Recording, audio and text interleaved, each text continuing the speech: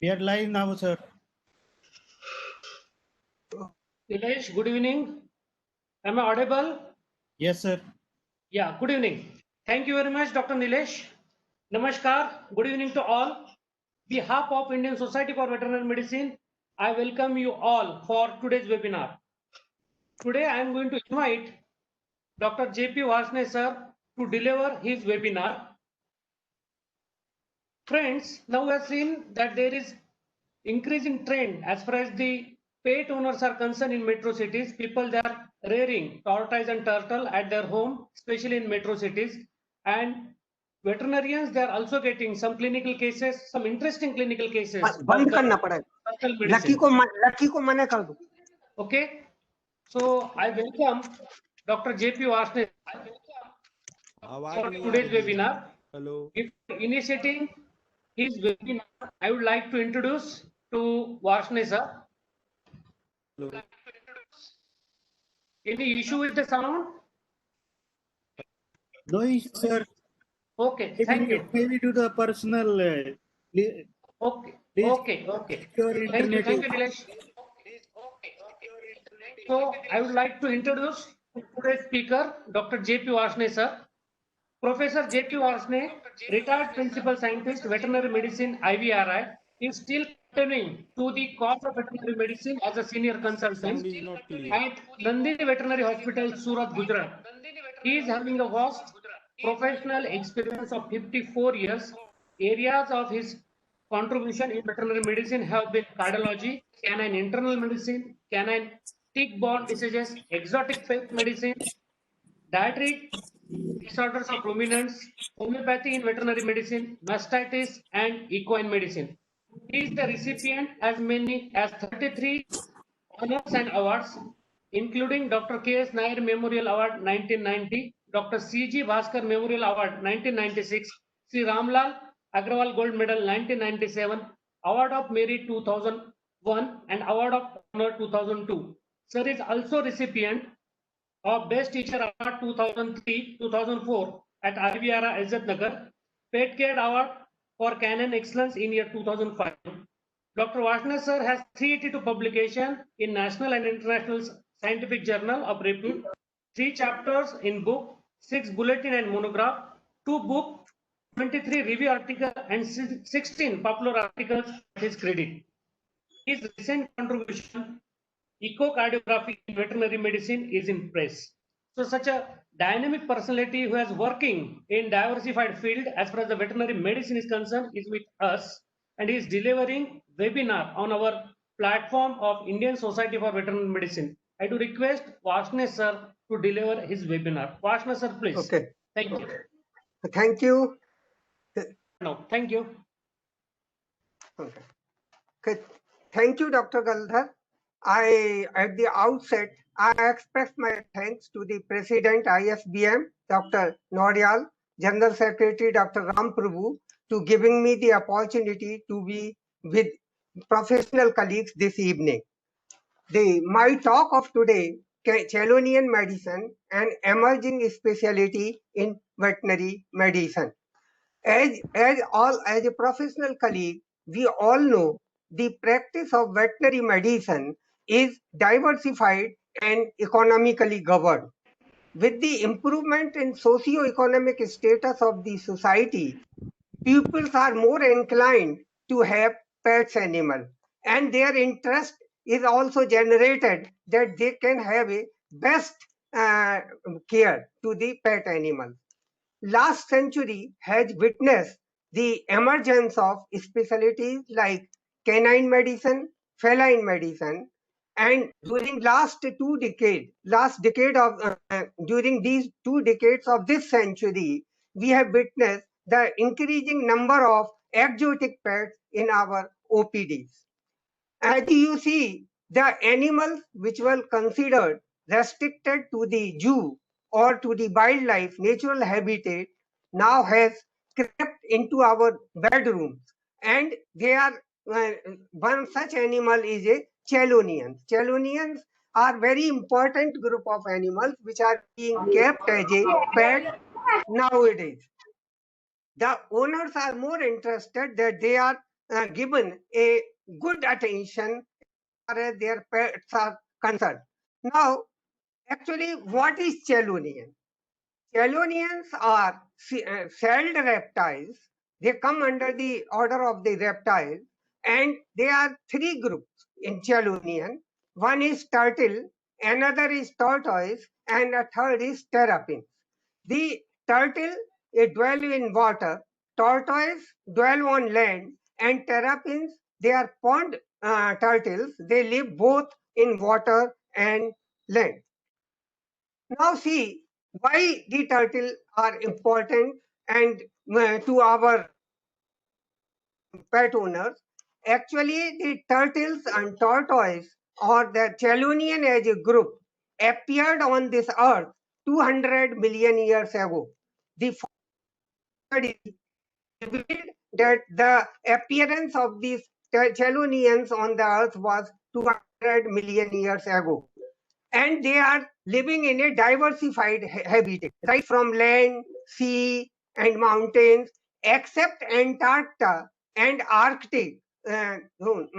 Then everywhere their turtles and tortoise are living.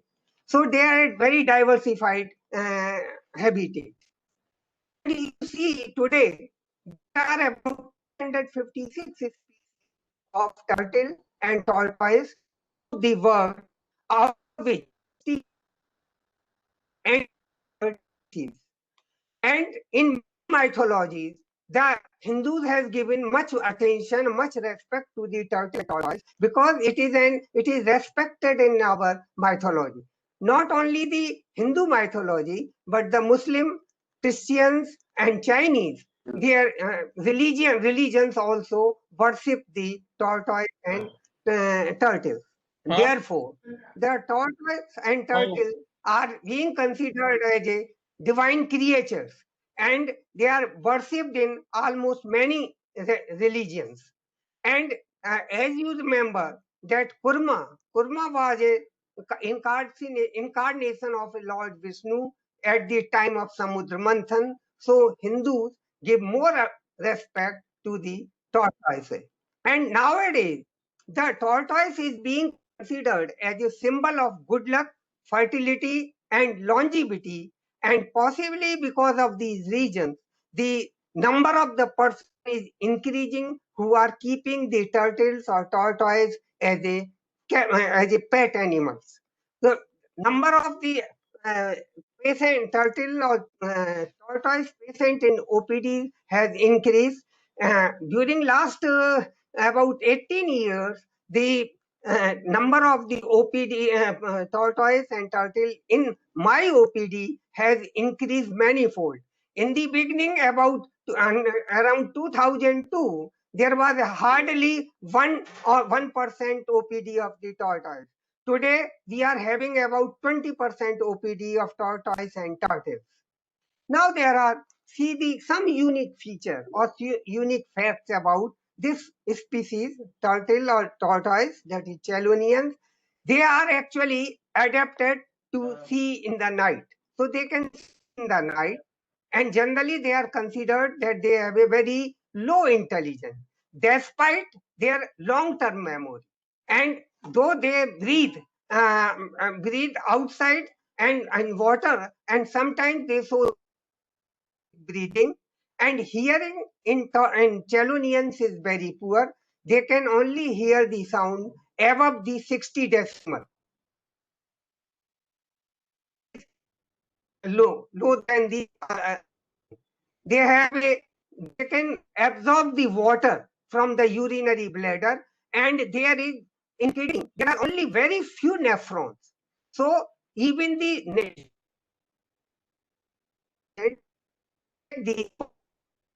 so lot you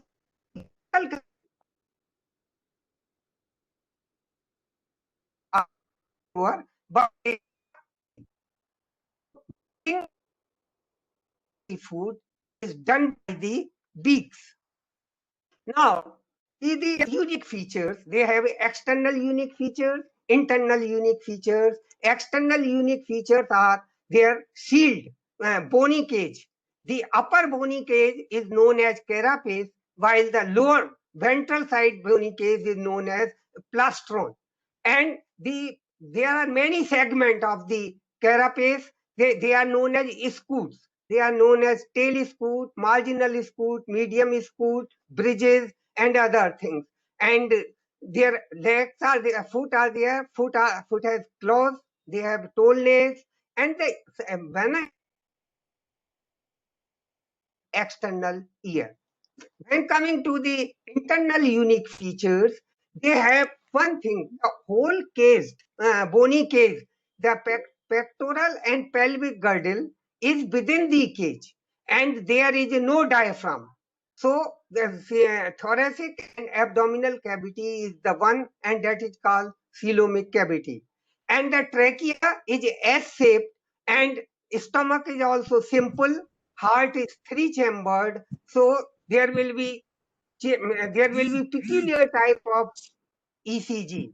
And then when we see the digestive, reproductive, and all the three tracts, digestive, reproductive, and urinary tract, they are all open in a cloaca. So cloaca is a place where we find everything: fecal-based matter, reproductive things, and urinary-based also. Now, a question is generally asked: what is tortoise and what is turtle? And people see. Look at the tortoise first. Tortoise is a chelonian which live on the land. It has a heavy shell, and shell is a dome shape. It is dome shape, and these tortoise are found in Asia, Africa, America regions. And limbs are short and sturdy. Their limbs are short and sturdy, and they do not have web. And they are herbivores, vegetarian by nature. Their life is long life span. They can live up to 80 to 150 years. There are some records are there where a tortoise has lived about 300 years. And one peculiar thing is in the tortoise is when the hatchlings comes, they soon move after taking birth. So as contrast to this, there are other peculiarities of a turtle. Turtle is a chelonian which mainly predominantly live in water, and its shell is a flat. And in tortoise, it was a dome shape. Here it is a flat. It also found in Asia, Africa, and America, and its shell is lightweight, and the foot webs. The foot has a webbed feet and long claws. And hatchlings, in this case, they stay in the nest for 90 to 120 days. And they are omnivores. They eat vegetable, they eat the insect, they eat the small fish. And the lifespan is comparatively less. It is 20 to 40 years, and maximum is about 65 years for the turtle. Now coming the reproductive uniqueness, they have a reproductive unique system. They have a very slow maturity.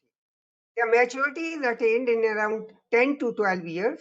And once they achieve the maturity, they have no pair bonding. The male is a polygamous. They can make a copulation with many partners. So, and the spring time, courtship time is a spring and summer.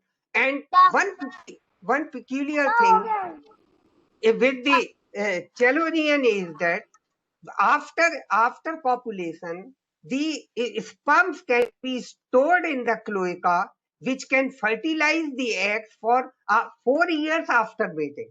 So sometimes it happens when owners report that there had not been a recent mating, but the animal is pregnant or having eggs. So once the semen are deposited in the cloaca, it can fertilize the egg for 4 years after mating. So this is very peculiar characteristic. General question, another general question which is asked about the sex differentiation, how to differentiate the sex.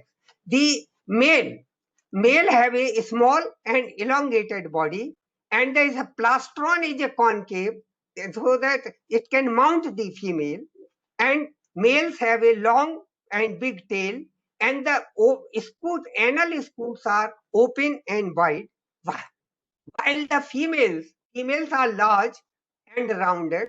They have a flat plastron, and their anal scute are round and narrow, and tail is short and stubby. By these characteristics, we can differentiate the male and female. Another way of differentiating.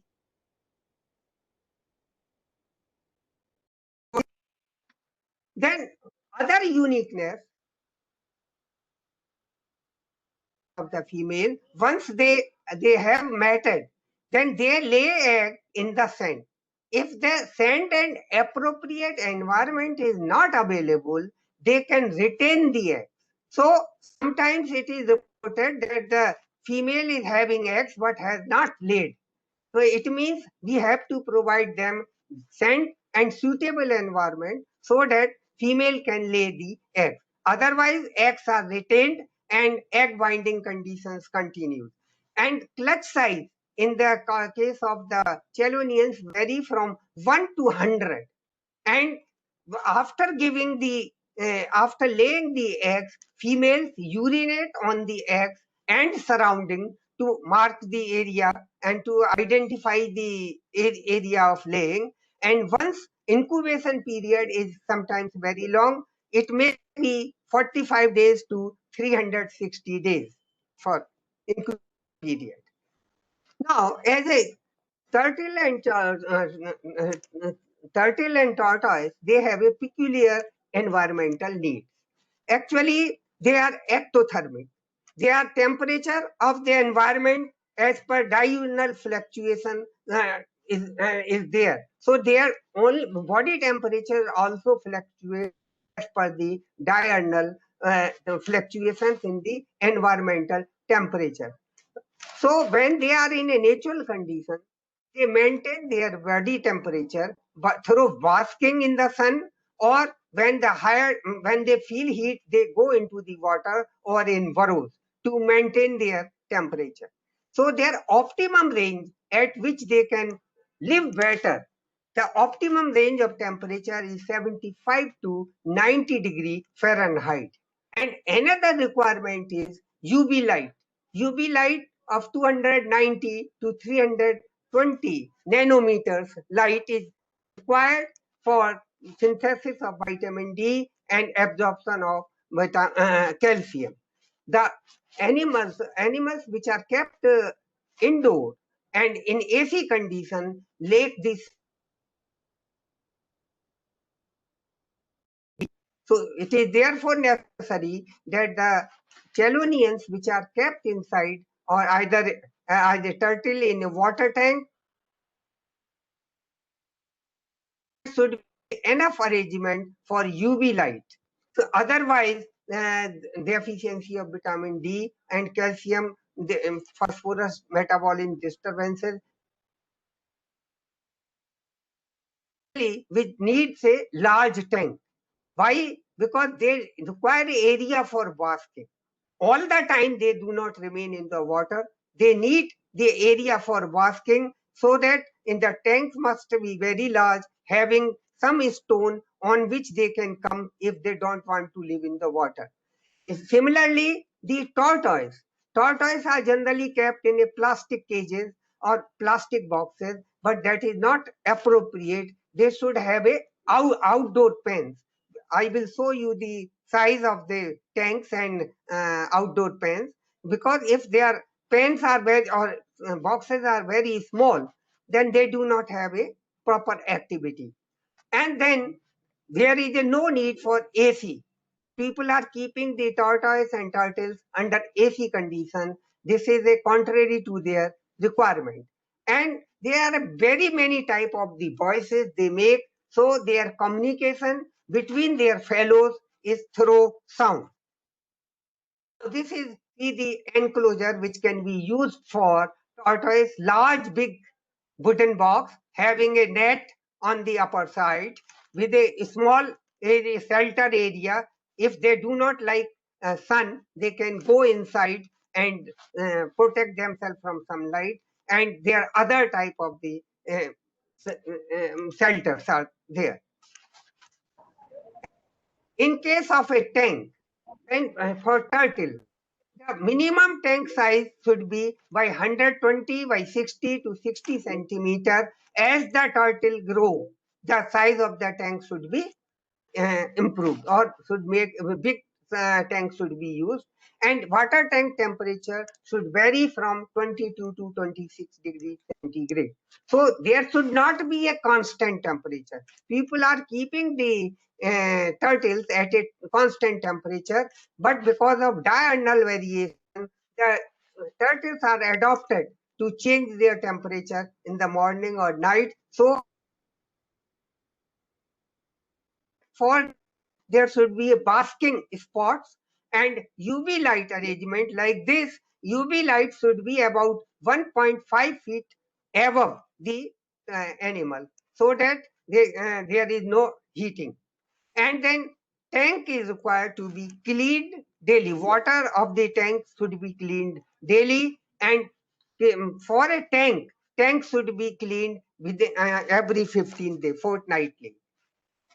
Now, turtle, tortoise. The both requirements are separate.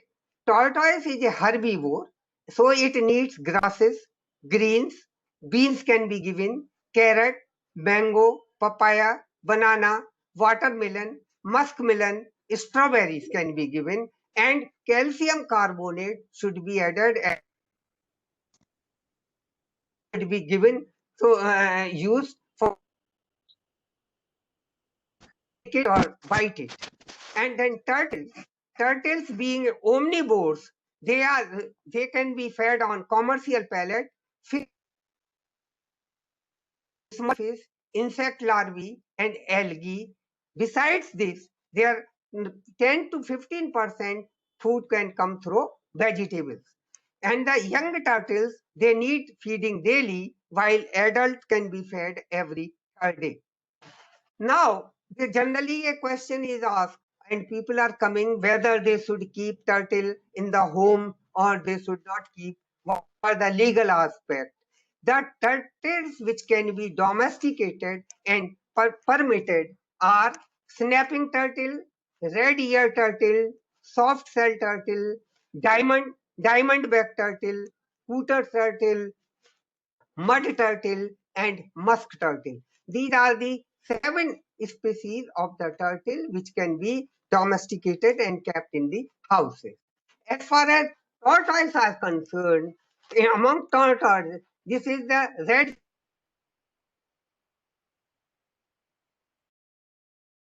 box tortoise, which can be domesticated easily in the houses. Now, there are some species which are illegal to keep in India, and they are prohibited under uh, Ganges soft shell should not be kept. Peacock marked soft shell should not be kept. Green sea turtle, and then Indian soft shell turtle, leathery turtle, loggerhead turtle, and olive back loggerhead turtle. They are the species of the turtle which should not be domesticated or kept as a pet. Regarding the tortoise, in tortoise, the commonly kept tortoise is a star tortoise which is prohibited under Wildlife Act. So, star tortoise is illegal to keep.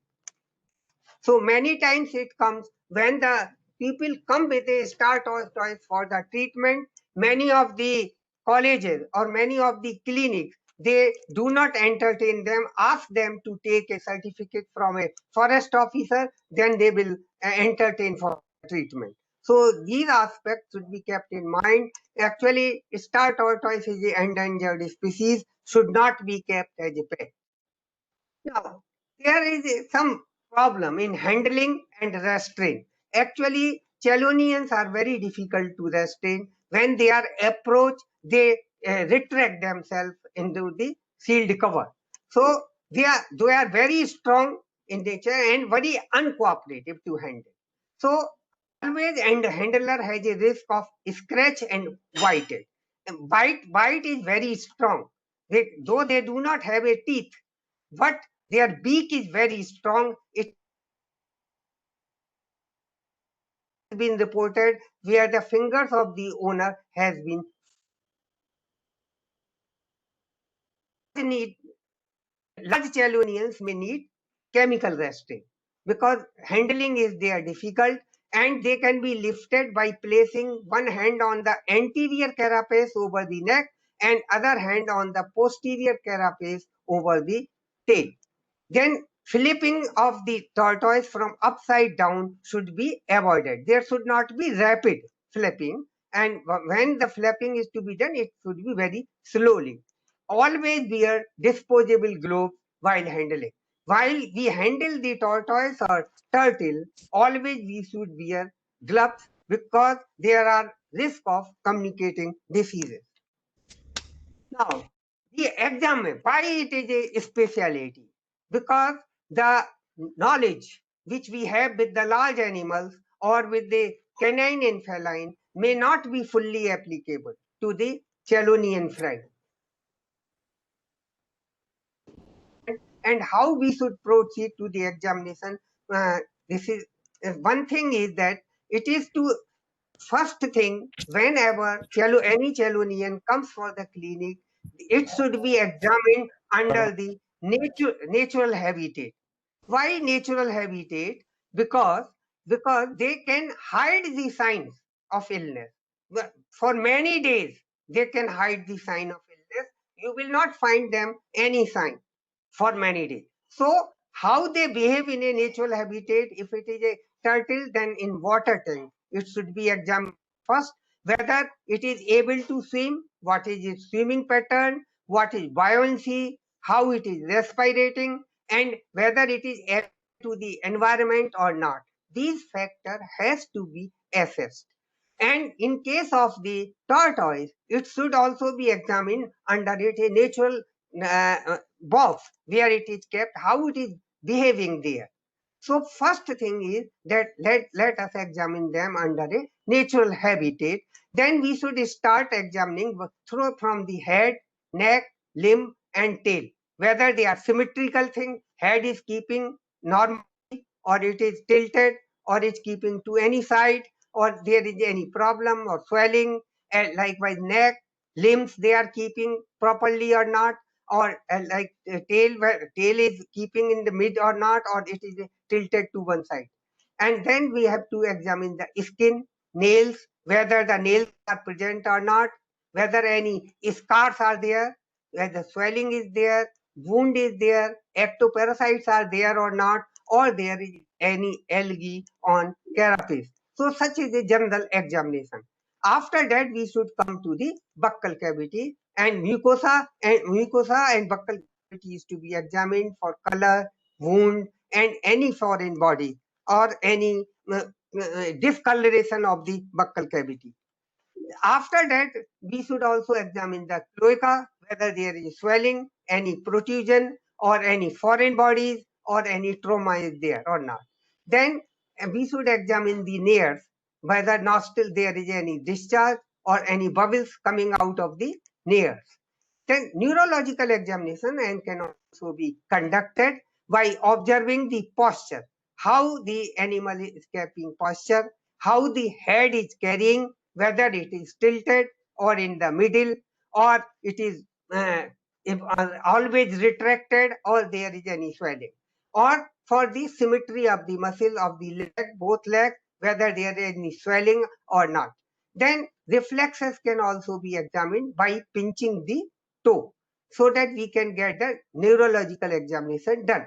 Then eye should be examined for the discharge, swelling, or symmetry, asymmetry, whether one eye is swelling, whether both eyes is swelling, whether one is small or another is large. Then abdomen is to be palpated. Like dog, it is not easily available that we can easily palpate abdomen, but here the abdomen can be palpated through prefemoral foci for masses, bladder stone, or the fluid. And even the bladder cloacal stones are always in cloaca. They can be palpated through prefemoral foci.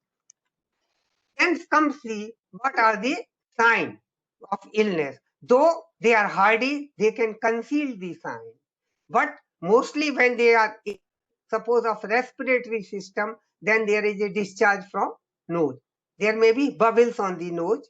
When they have a eye problem, there can be eye discharge. And sometimes bubble from the mouth is seen. They are the sign of fear. Or when there is a mouth sore, then there could be a thick ropey discharge in the buccal cavity. Can even the other thing is that they can survive for months without food. So that is a concealing sign. So we cannot judge whether they are sick or not. And sick tortoise or turtle, they will be showing hiding in the places. They will not come out. Even neck and legs will be retracted inside the bony cage. There may be, if the skin problem or cell problem is there may be the spot on the cell. Nevertheless, there is a weight loss. If animal is not eating, then there will be continuously weight loss. In cases of digestive disturbances or digestive diseases, droppings are very ropey. The feces are little loose. Generally, feces are loose, but if they are more running and they persist for more than 2 days, they should be taken as a pathological sign. If joint are normally not swelling, when joint are swollen, this should be taken that something ill is there, maybe fracture, maybe arthritis, maybe gout is there. So these are the predominant symptoms which can tell us whether our Chelonian friend is sick or not. Now, when they are not eating, they are also maybe not taking water. So when there is a illness, they are the sign of dehydration, they become conspicuous. They are also dehydrated. So it is always advisable that even the tortoise, which dwells on the land, should be kept in water for half an hour morning and half an hour evening, so that they are not dehydrated. So signs of dehydration are sunken eyes, as is seen in other animals. Skin tinting test can also be done in the tortoise and turtle also. And skin suppleness is also lost. And then depression is there.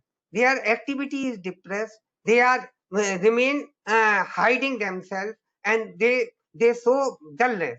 And then if heartbeat it is difficult to auscultate because of the bony case, but sometimes it can be, and the heartbeat is imperceptible. So if such dull cases or inactive tortoise is there, they can be subjected to the electrocardiography and the heartbeat can be recorded. So in case of the dehydration, the heartbeat is become very, very imperceptible. Even the urinary output is reduced. And then mouth is very dry and there is a ropey oral secretion. The other thing is that despite all these things, they can tolerate extreme dehydration. Now, after having this clinical examination and signs for dehydration and other things, we come to the advanced examinations, which can also be conducted on Chelonian friends. One is hematological examination and a biochemical examination, fecal examination, radiographic examination, electrocardiographic examination, and ultrasonographic examination. They all can be conducted very well on Chelonians so that we can know the type of the disease they are suffering from. There is a some peculiar thing regarding hematology and biochemistry. The one important thing with hematology is that, as we are aware, their RBCs are nucleated, and number of the RBCs in a normal Chelonian is very less. It is around 0.2 to 0.4 million only. 0.2 to 0.4 million, and hemoglobin level is maximum is up to 5 to 7 gram%, and the PCB is hard 17 to 21%. So as a whole, the hematological picture is very low. So it is very difficult to find at what level the anemia is there or anemia is not there. There have been reports available in the literature that the Chelonians have survived the PCB of around 8 to 10%. So it is very peculiar things with them. And then their leukocyte response, though leukocyte count is around 4 to 5,000, but their response to infections is very unpredictable. It is not like that bacterial infection will cause the leukocytosis or viral infection will cause the leukopenia. So the leukocyte response is very, very unpredictable. On the contrary, lifespan of the RBCs is very long, very long. And the biochemical parameters like creatinine and urea, which are the good indicator of the renal function in canines, bovines, felines. But in chelonians, they are not a good indicator of the kidney function. So these tests will not reflect whether the renal problem is there or not. So there are some peculiarities. The most important diagnostic tool with us is a radiographic examination of the chelonian because of the concealed nature of all organs, and the physical examination or organs becomes very difficult. So this is the very helpful tool with us. The radiography is to be taken at 40 MAS and 100 kbp. And there are three views. Three views is to be taken. One is dorsoventral view, another is anterior posterior view, and third is a lateral view. And these are some of the actual radiographs which we observed very different diseases. See the first radiograph.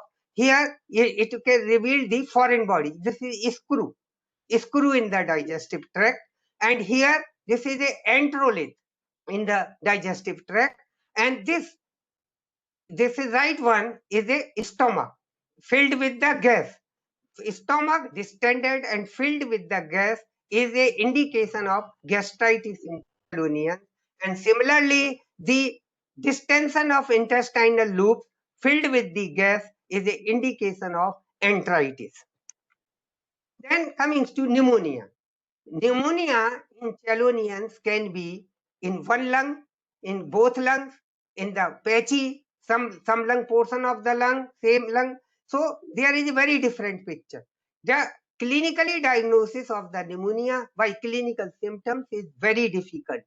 So this is the only tool available by which we can find out there is a infection or involvement of lungs is there or not. By radiograph, actually it is difficult to say whether this is a pneumonia or pulmonary edema or congestion. So if this happens, so generally it is taken as a sign of the pneumonia. By radiograph, we can also distinguish between the fungal pneumonia and the bacterial pneumonia also.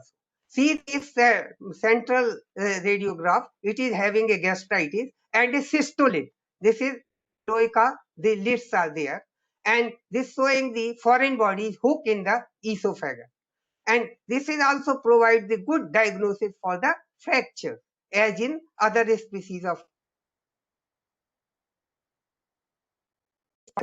that the female is gravid. There is a different type of the radiographic picture of the development stage of the eggs, and when they are after mating, they mature, they come to the cloacal surface for the parturition. Then comes the electrocardiographic examination. Very few studies has been done to evaluate the heart. What it is necessary when inactive tortoise comes, then it is difficult to say whether tortoise is living or dead. For identifying that the tortoise is living or dead, we have to conduct the electrocardiographic examination. The positioning of the tortoise or turtle is a upside down, that is a dorsal recumbency, and the leads are applied on the limbs as in done in canines or felines. Left arm is applied on the left foot, forelimb, right, like this. And there is a peculiarity. The heart is three chambered. the heart is Child chamber, so you do not find any S and Q wave. It is generally the R wave, and P and T wave is also small. Like here, P wave you can see the mainly a R wave.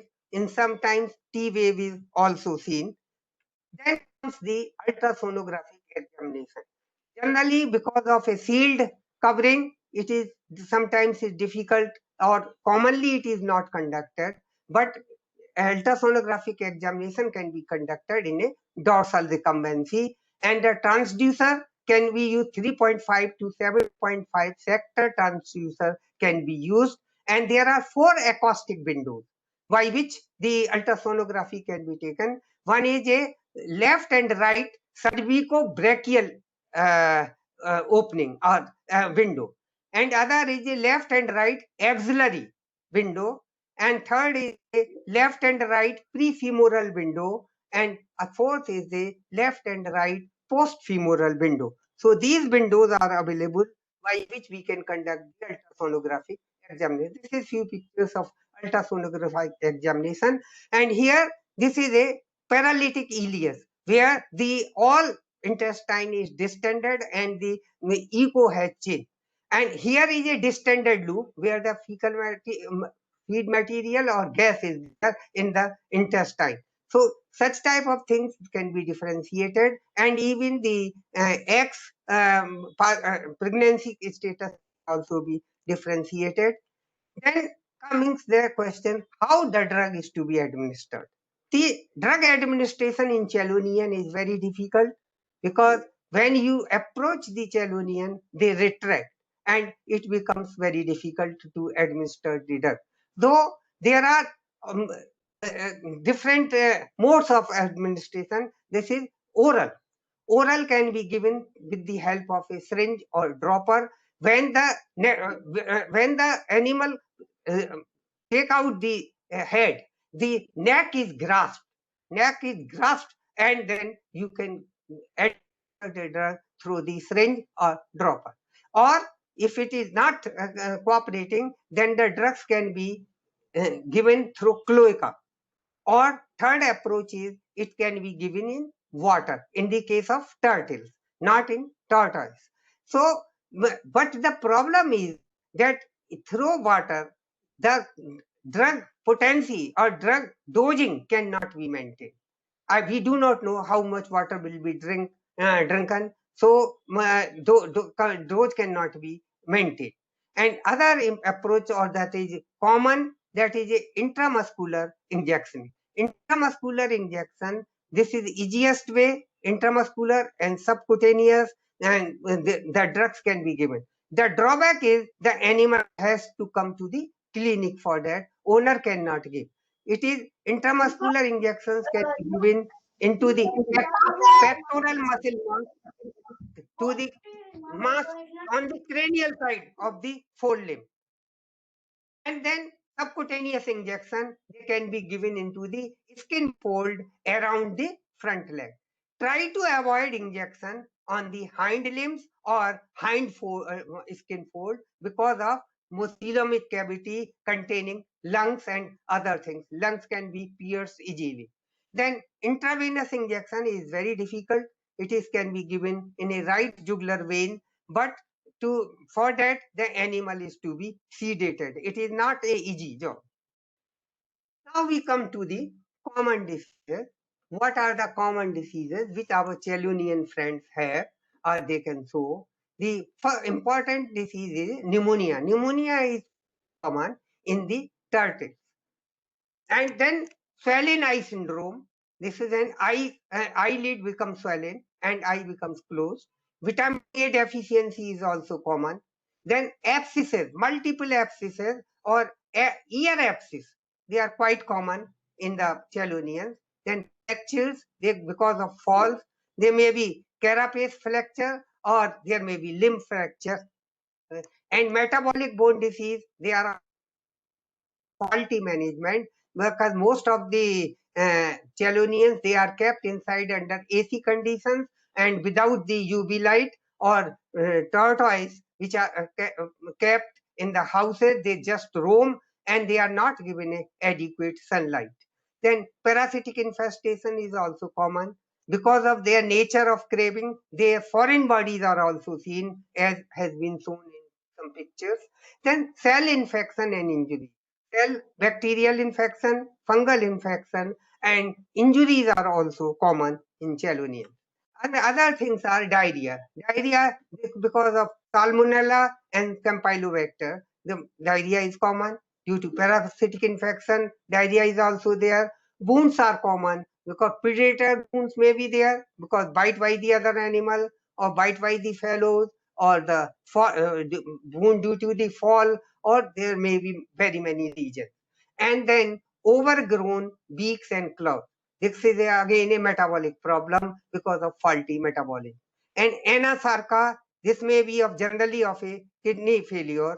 That has been seen. Kidney and heart failure can also cause anasarca in chelonians. Mouth rot. Mouth rot is also common. It may be Pseudomonas, Aeromonas, and Salmonella is responsible for mouth rot. And then limb paralysis. This is neurological disease because of nervine because of falls. Then to give a pictorial pictures of some diseases, see the pneumonia. The clinical manifestation of the pneumonia is a open mouth breathing, as the always opening the mouth or gasping is showing. Then floating disturbances. When it is a turtle, it will just float. It will not swim. It will remain, or it will sing. And then nasal bubbles. Bubbles on the nares can be seen, and the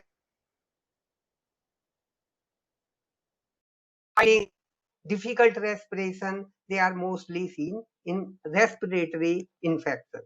The most common organisms are Pasteurella, Aeromonas, Salmonella, Pseudomonas, Morganella, Serratia, Mycoplasma, and Chlamydia.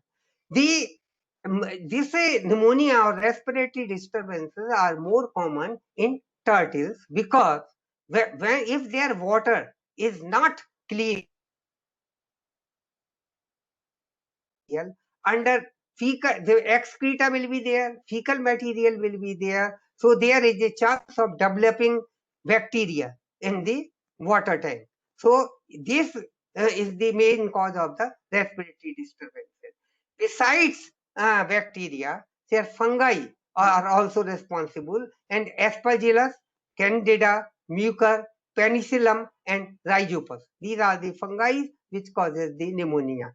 When whole picture of the pneumonia is seen, there are about 20% cases where we have a this fungal pneumonia, because these cases do not respond to antibiotics. The other important disease is, which is commonly seen, is a swollen eye syndrome, because here the lid is and eyes remain closed, and animal behave as if a blind. In such conditions, the animal cannot take food because it cannot distinguish, cannot go to the food. So the etiological factor which are responsible for the swollen eye syndrome is a deficiency of vitamin A. Actually, if the microflora of the chelonian eye is screened, both gram positive and gram negative organisms are there in a normal chelonians also. But when the vitamin A deficiency is there, so there is a hardened and inflammation, and the eyes become swell, and these common cell bacteria become pathogenic. And then other important cause for this swollen eye syndrome in a unhygienic condition of the keeping water tank, or in case of tortoise, it is not kept in a hygienic condition. And whenever the chlorinated water is not used, the eye become irritated. There is irritation of the eye, so eye becomes swell. So it is always advisable, if we use the municipality water, which is chlorinated, it is better to keep the water in the sun for some time so that chlorine is removed, and then we can use that water. And then the main clinical manifestation in swollen eye syndrome is a puff dilate, anorexia, because the animal is behaving like a blind. There will be orbital gland or Hydian gland will be inflamed. When orbital glands are inflamed, it is definitely a vitamin A deficiency, which is associated with the bacterial infection. In some cases, epiphora may be seen, but generally in swollen eye syndrome, eye is completely closed. Sometimes the congested conjunctiva is also seen, and there is a sign that chelonians, they are rubbing the eyes with their paws. When such type of symptom is there, we should consider that there is eye disease is there. Then abscesses. Abscesses are also very common, and abscesses can be seen anywhere on the body. But generally, abscesses in chelonians are on of a ear. As has been said that there is no external ear, there is tympanic membrane and tympanic membrane. So the infection is through oral cavity. The infection migrate to Eustachian canal, and then infection takes place. There is no chance of getting out of the pus. So it accumulates there in the ear. So it is accumulated and abscesses form. The main causes are trauma, infection, vitamin A deficiency, and poor tank hygiene. And the organisms which have been isolated in abscesses of chelonians are Pseudomonas, Aeromonas, Citrobacter, Proteus, Serratia, and Enterobacter and Klebsiella species. The peculiarity is that the pus is dry, it is cheese-like, because there is a lack of enzyme which liquefies the dead WBC. So that's why it is never worse. Abscess is never worse. It has to be drained, and sometimes it is difficult to decide whether it is an abscess or tumor, because exploratory neither pus will come out or nor anything will come out. But because pus is not liquefied. Other disease, important disease is overgrown beak and nail. These are metabolic disease. Generally, the beak act as a organ which can grab the food and chew the food. As there is a continuous growing of the beak, and because of continuous use of chewing and grabbing the food, it is borne out also. When this disbalance takes place, either maybe of metabolic disturbances of calcium deficiency, vitamin A deficiency, or even a vitamin A deficiency, the beak continuously grows. It does not burn out. It may be upper beak, it may be lower beak, or the both beaks may be there. So in such cases, animal remain anorectic. So these beaks can be surgically trimmed and made to the label, and that condition can be resolved by providing vitamin A, vitamin D also, and like enlarged nails. Enlarged nails also is a reflection of metabolic disturbances. Then main cause had been, as I showed, that I have narrated, that it is a faulty diet, that which is very high in protein and low in calcium. And then soft diet. Sometimes what happens, we think that we are keeping our chelonian friends as our children, and whatever we eat, we provide them. We provide them a soft diet. Maybe they are very soft diet, may not be, there will be no chewing of that.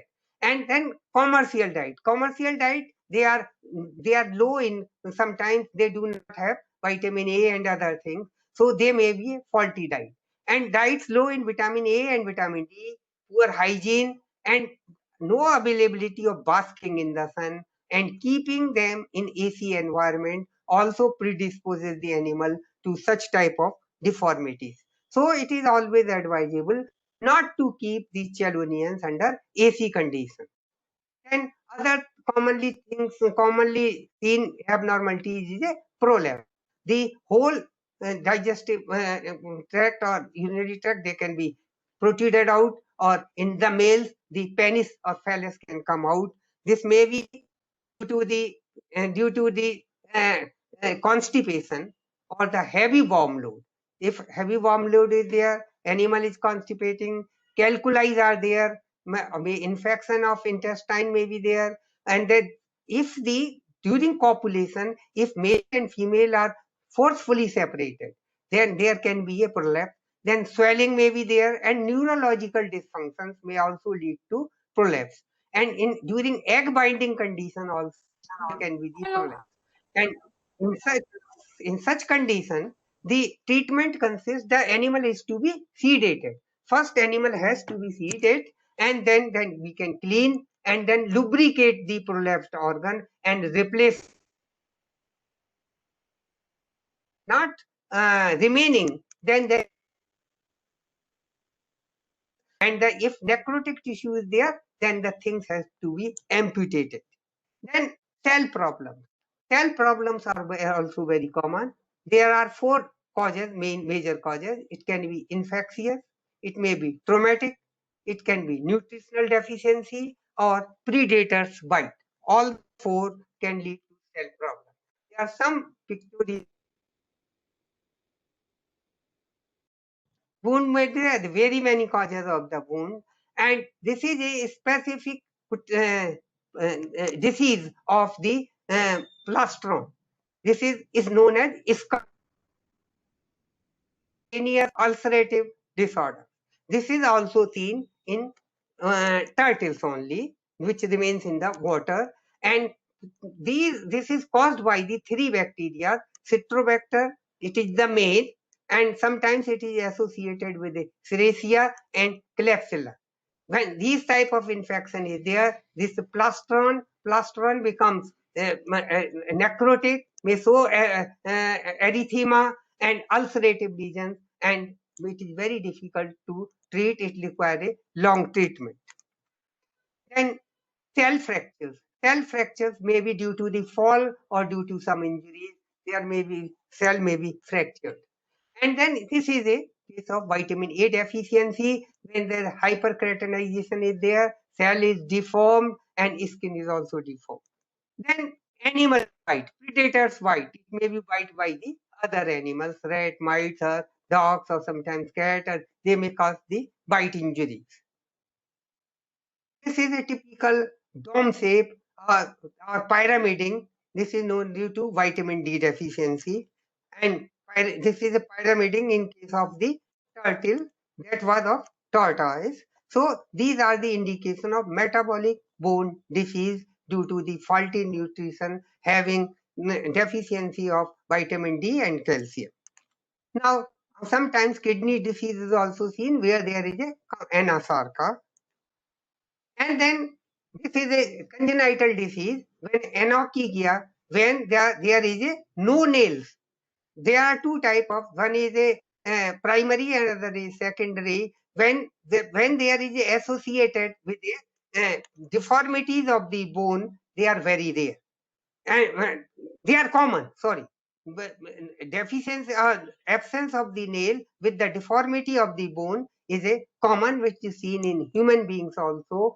But when there is no disorder of the bone and simply the nails are absent, this is a rare syndrome. And though it is autosomal linked, gene linked disorder, and it is rarely seen in tortoise.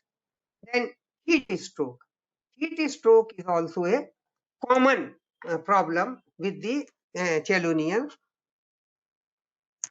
because this occurs when they are exposed to a high ambient temperature more than 38 degrees centigrade. Sometimes they are left on the roofs and without any shade area, they are basking in the sun. So it is characterized by coma and open mouth breathing and sudden death due to the summer months. Then there are septic contradictions, which is not the drugs which are commonly in other species are they do not they are causing abnormal, like ivermectin. Ivermectin is at as low as 0.025 to 0.05 mg body weight, has been shown to cause flaccid paralysis and paresis in reptiles, and especially in snakes and also in many tortoises.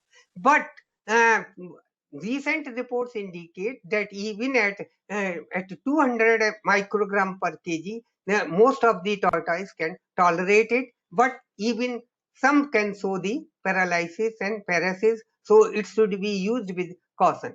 And another drug, this fenbendazole, it can also induce the heteropenia, transient hypoglycemia, hypercupremia, and hyperphosphatemia, and hyperproteinemia, and hyperglobinemia. So it is generally not a drug of choice. Then metronidazole, though it is commonly used, but hepatotoxicity, anorexia, head tilt, and circling has been observed. Therefore, it should be used in a lower doses and at a 48 hours interval, not daily. It should not be repeated daily. So these are the therapeutic contradictions with the other species. And then the zoonotic potential. There are many diseases like Salmonella, Campylobacter, and Klebsiella, and Citrobacter species. They have a zoonotic potential. So whenever we handle either tortoise or turtle, we must wear the gloves. Without wearing gloves, we should not examine the chelonians. So they have a genetic potential. Having gone through this all, now you can see that chelonians have a unique system. They have a unique hematological response. They have a unique biochemical pattern. They have a unique internal and external anatomical features, and they require a different skull.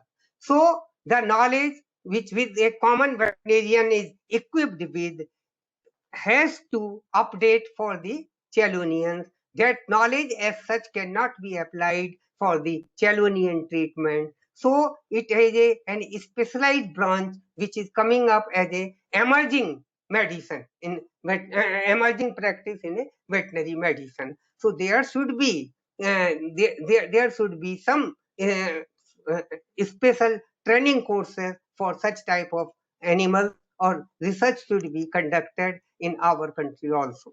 So because of these, I talk, and it will be a great pleasure for me to answer the queries if you have any. Thank you very much for the patient hearing, and thank you very much once again. Thank you, sir. Hello. Thank you very much for Very much. informative talk.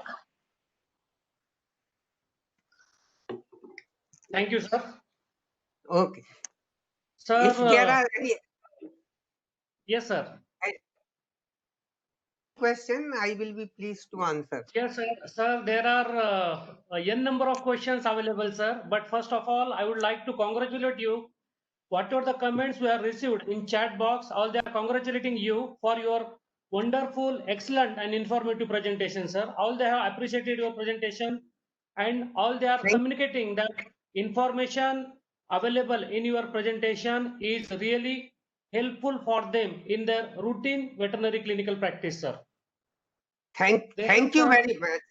Yes, Thank sir. you very much, sir, for the information of the participant. I may tell you that 90% of it is my own work.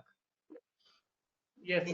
And sir, again, I would like to share one important thing. Today for our webinar, senior ISBM member like Dr. Upendra sir, he had joined, Dr. Sushoban Roy sir, he had joined.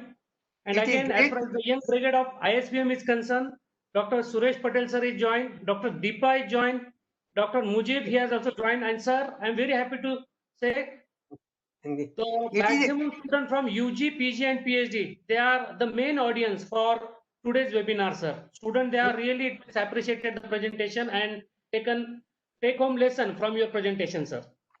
It is a great pleasure for me to hear that such a stalwart of the profession is also hearing today. They have joined us. There is really a great pleasure. Yeah. Sir, almost there are 20 to 25 questions. I picked up some important questions from audience itself. Okay. There is one, yes, sir. There is question from Dr. Deepa Lakkar. She is willing Right. to ask, what is optimum ambient temperature for hatching of the egg, sir? It is around 90 to 95 and 100 degree Fahrenheit. Okay. Okay, sir. There is one question from Dr. Nirija Sandhu. She is practicing for a turtle, sir, and in her practice, she has experienced one case was presented: water discharge from nostril, swelling of eyes, with a sluggish response, and off feed. She has given antibiotic treatment, injectable antibiotic. Some improvement was there, but again, same symptoms will reoccur. How you can guide for the treatment, sir? So when you are considering that there could be a lower respiratory tract infection, please go for X-ray.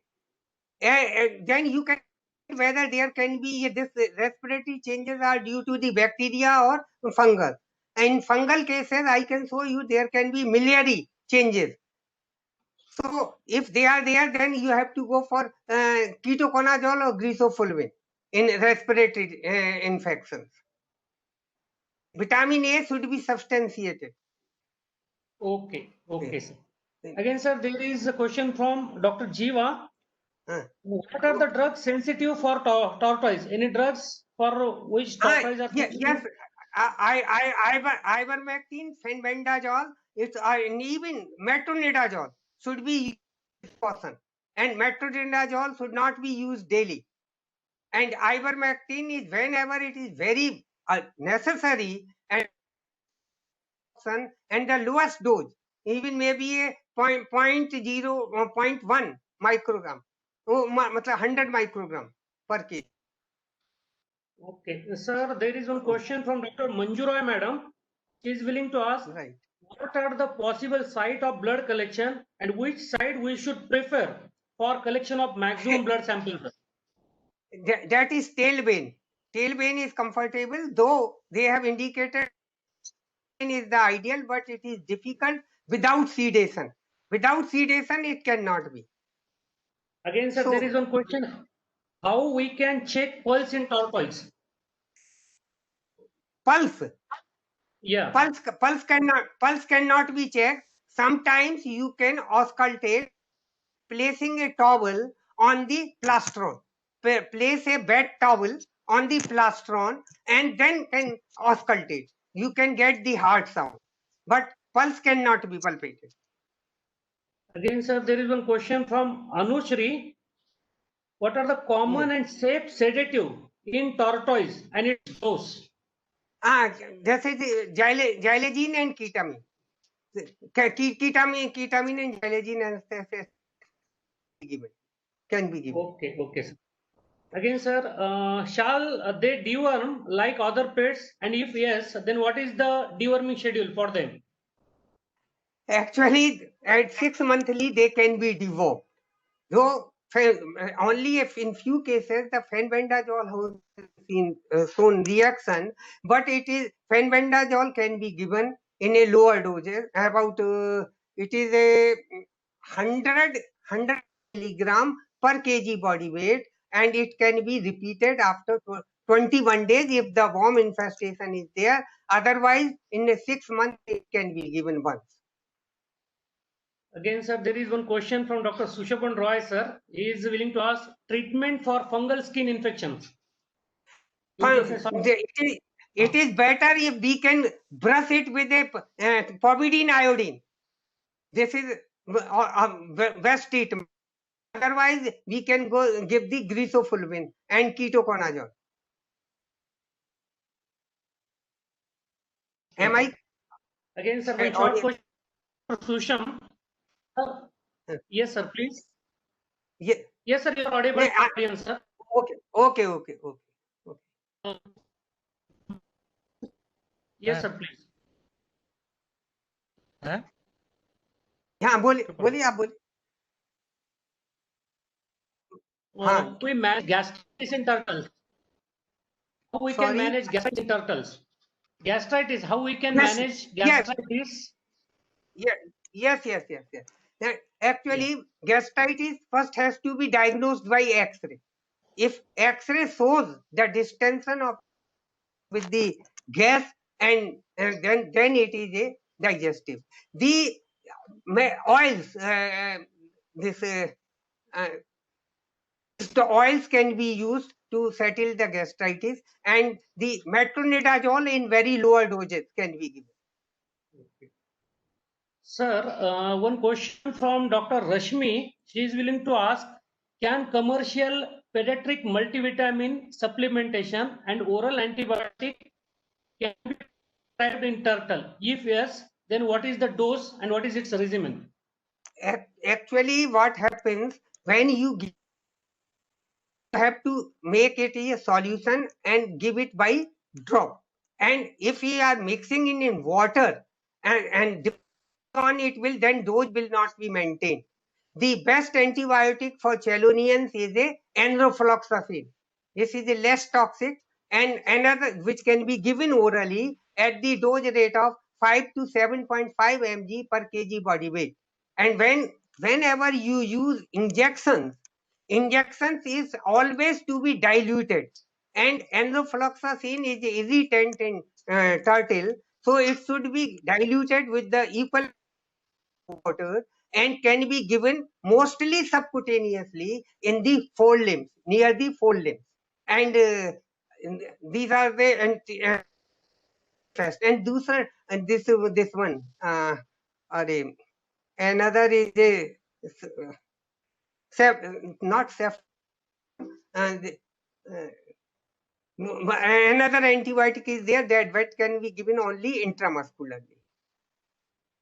Again, sir, Dr. Rashmi, she has put the question, what is the dose of vitamin A and vitamin D, by which route and how many days to be given in soft cell problem?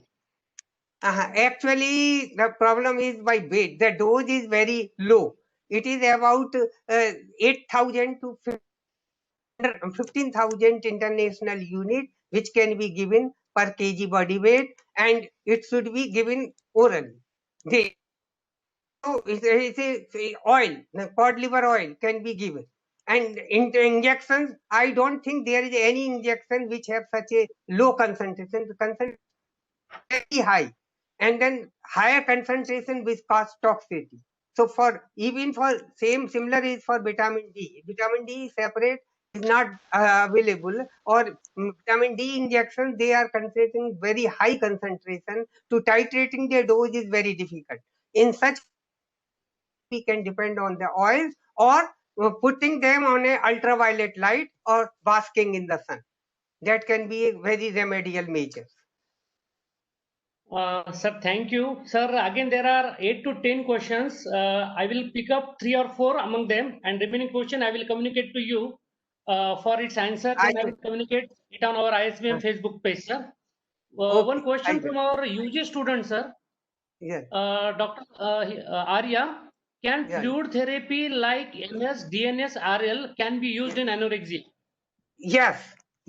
Their dose rate is to 15 ml per kg body weight, and that can be given intracoelomic or in subcut. That can be, that have to be. If there is any sign of dehydration, we must use fluid therapy. We must. Again, sir, Dr. Dinesh, he has just put interesting question.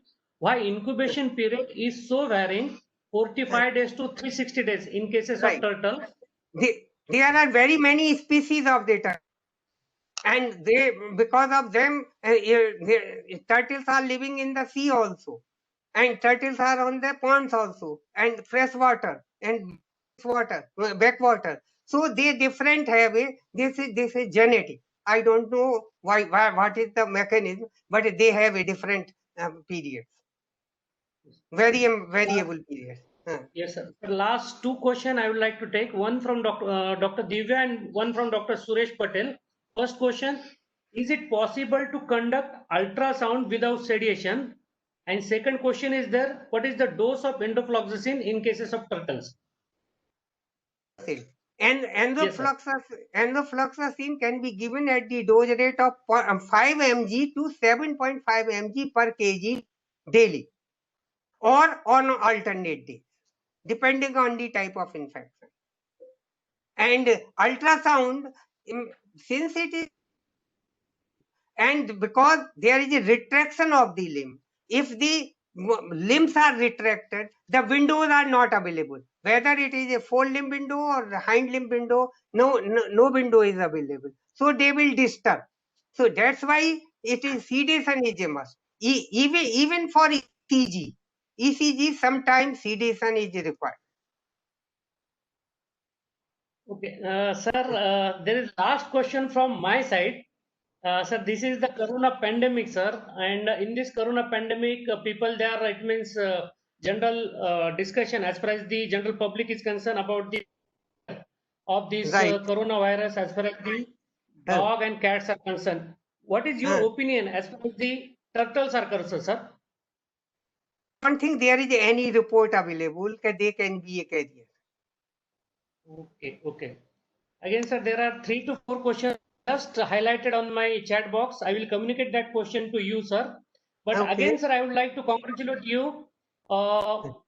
Most of the comments, they are stating nice and informative lecture. Again, sir, one important question just blink on my chat box. Right. Please tell how to manage ectoparasite in turtles or chelonians, sir. It is Actually, we can use Mishra. the we can give a amitraj boss, or we can use ivermectin in lower doses. And sir, how we can test ascites in this species? Ascites will be there. The whole 4 limbs will be swelling. They will not be retracted. Neither neck and other things. As I have shown you the picture. Ascites. Yes. You see, all the limbs are swelling. Whole body is swelling. So this is actually anasarca. Is an anasarca when it is only available in the hind portion, and then that this prefemoral window, that is a more fluid, then it is an ascites, and we can withdraw the fluid and analyze it. Sir, really we are very thankful for you to giving us this wonderful lecture, sir. And this topic really helpful for practicing veterinarians and our UG, PG and PhD students, sir. At the last, I would like to request Dr. Deepa, Assistant Professor from Kerala, to propose vote of thanks for today's webinar. Dr. Deepa, please.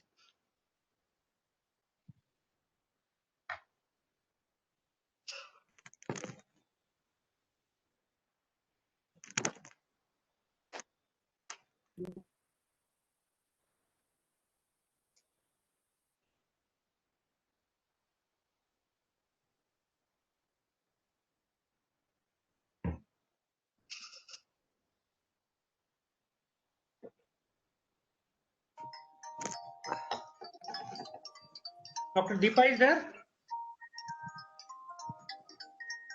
Yeah, please. Sir. Am I audible, sir? Yes, you are audible. Audible. Good morning to all. First of all, I would like to thank Dr. Ramprabhu sir and Dr. Chandrakant Galdar sir for giving me this opportunity to propose a vote of thanks. On behalf of Indian Society of Veterinary Medicine, I take this opportunity to propose the vote of thanks to organizers of this webinar.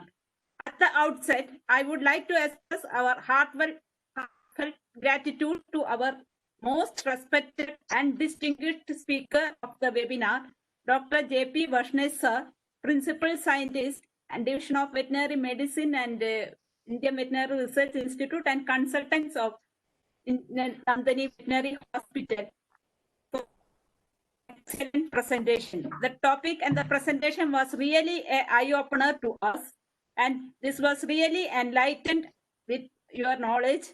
We are really enlightened with your knowledge and your presence, sir. We are thankful to organizers, Dr. D.S. Narial sir, President, and Dr. Ramprabhu sir, General Secretary, Indian Society of Veterinary Medicine, for organizing such a beautiful, wonderful seminar. Sir. I would like to express our sincere thanks to Dr. C.N. Galdar sir, Dr. Neelesh Sindhu sir, and Dr. Subhjit Kumar Singh, Head Technical Promotion, Sidus and my head, for their unflinching support and effective coordination for this seminar. A special thanks to Registration and Certification Committee members, Dr. Shankar Singh sir, and technical support by Dr. Neelesh Sindhu sir, Dr. Vijay Jadhav, Dr. Sumit Mahajan, and Dr. Tarun Kumar for enthusiastic support. Last but not least, our heartfelt thanks to all the participants for their active participation and making this webinar a grand success. Once again, thank all you for your cordial cooperation. Thank you, sir. Thank you, Dr. Thank you Deepa. very- Thank you. Thank you very much. Thank you, Dr. Galdar. Thank you, Dr. Yeah. Sidhu. There is Thank you one very much. announcement for all the participants. Every Saturday, Indian Society for Veterinary Medicine is organizing webinar on different topics. Next Saturday also we have a great speaker with us, Dr. H. Upendra sir from Bangalore Veterinary College. He is going to speak on vaccination for dogs and cats, recent advances and guidelines. I do request all the participants to participate, do registration and participate in next webinar also. I request Ramprabhu sir for his guiding remarks. Ramprabhu sir, please. Good evening. Good evening. Sir, I am very thankful to Dr. J.P. Varshni for his wonderful lecture today. So, I am very sorry that I not joined the webinar exactly at 7 o'clock due to I came late from my college. So, I am very sorry for that one. So, I thank Dr. J.P. Varshni for his wonderful lecture. And I also thank all the participants and also my dear friends Galdar, Neelesh for their wonderful coordination. So thank you, one and all. Thank you. Thank you, Dr. Ramprabhu. Thank you. Thank you. Thank you very much. With this, I declare today's webinar is completed. Thank you very much. Thank you. Namaskar. Thank you, Dr. Galdar. Thank you very much. Thank you, sir. Thank you.